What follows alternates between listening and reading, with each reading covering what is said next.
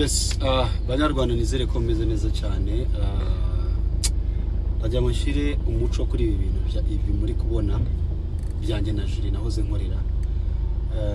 Nago ndo umuntu mubi, ariko sometimes turi abantu tugira anga. Bajya musaba imbabazi nyine, basaba imbabazi mwebwe banyarwanda muzi nk'umuntu ukijijwe, muntu ukijijwe kujya muri biriya bintu. Nari nago ndo umuntu w'amatike, ibi nago ari ibintu byanjye. Shimira abangiriye inama mwese. Thank you so much. Abamamagaye mwese, thank you so much. Nta chat zanjye ndizberekane na Julie. Ntabwo nongere kuvugaho Julie, icyo nakubwiye ni kimwe, Imana ikugane umutima w'ishyari n'ibindi tubyibone tubireke. Dukorere hamwe bro. Niba narakubabaje ukabona dukora ibintu byenda gusa, I'm sorry. Let me take that. I'm sorry. Ariko kora ufite umusore mwiza wazanye uzi gukora kandi ufite power mu supporting. Then ukomeze ukore Imana. Abanyarwanda bakeneye ibintu byinshi cyane. Miliyoni 15 zikeneye ibintu byinshi byo kuzigaburira. So kora ibyawe nkora ibyanjye. Ikiza content ntago zisa n'ubwo uri kuvuga ngo naragukopeye brother. Content ntago zisa. Nago nakwiryaho wamaye akazi rumva n'ibindi byose gikubiyemo. I appreciate you. N'abanyarwanda bakomeje kutureka kuryana kandi ku munsi wa nyuma. Dupfa gusa views man. Views tuzapejo tugasiga man. So reka ibyo tubyihorere. Ndabizi washoye menshi kugira ngo tubake studio. Uri n'inshuti yanjye ibintu wambwira byibuka dutandukana. Ariko today birantunguye kubona uvuga uti nyine uvayo ugashaka kunyangisha abanyamakuru. Biriho nagari bityo kazunka boss. Uri fite turavugana. Urabizi ko twamamariza muri pop room twamamariza. So stop. Twari inshuti.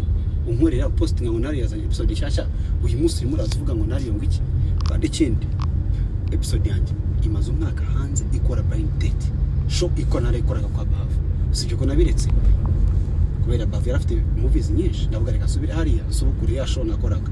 So ibintu ikindi abanyamakuru mu bikuremo Bavu ni free wamamagaye niwe dukorana kandi nta kibazo cyifitanye contracts nabo kandi bifitanye mona sales ndikora nk'ubikorera. Otherwise tureke gupfa ibingibi bini abanyamakuru mureke tubireke. Enough is enough. Akindi kindi butangaze atajye ndi munyamakuru mpamagara ngo ibintu byanye mwapfuye iki byagenze gute nk'imfura y'u Rwanda.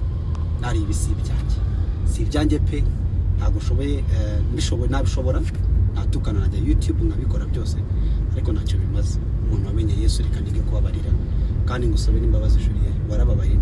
Burya muri birara bango niwishimira kundi umuntu ababara uzamusaba imbabazi ntuzabaye kwifuza kundi abaho nabi. So rero ngewe reka nce bugufi nkurute sindi butongane wenda nturi mukuru cyane ushobora kundusha imyaka 2 cyangwa se tunangana ariko reka nkubahe n'umugore wawe fufu musaba imbabazi nawe man. Njye bukuru twahuye bro turi inshuti mu modoka umbwira utingiye gukora ibintu birenze ahubwo ndeka tubikore tugatangira projet.